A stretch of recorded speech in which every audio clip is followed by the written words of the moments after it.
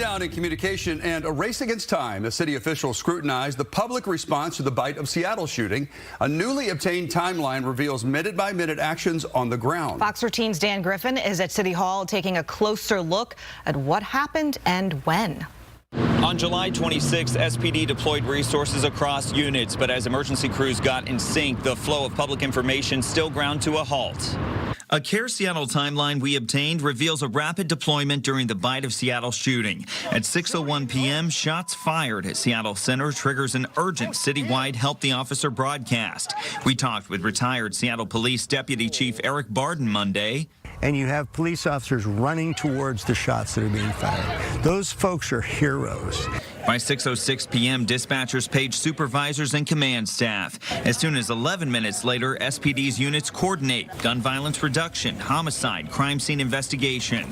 A task force is mobilized. At about 6:25 p.m., a public information officer reaches the scene. More resources were then deployed. They dispatched officers to the hospital to make sure that scene was safe, because when you have potentially gang-related shooting activity, you're worried about the ongoing continued targeted violence.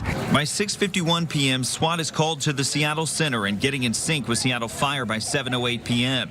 The timeline shows a fast tactical response, but we didn't hear from Assistant Chief Tyrone Davis or other officials until about 10:48 p.m. So we have to understand what else happened. And we know that the chief was out of town. We know that he was briefed, we know that he was made aware, and we know that he was making calls. Reporters were told there was a wait for dignitaries. The mayor and state leaders deny asking for a delay of a press update, but an internal SPD email written by a detective on scene indicates someone did. The Office of Inspector General is reviewing it all. Now, Mayor Katie Wilson ordered the independent review by the OIG with results expected by the fall. City council members, though, want answers sooner, with a public safety committee hearing set for September 22nd, where they can question officers directly. Reporting outside of City Hall, Dan Griffin, Fox 13 News.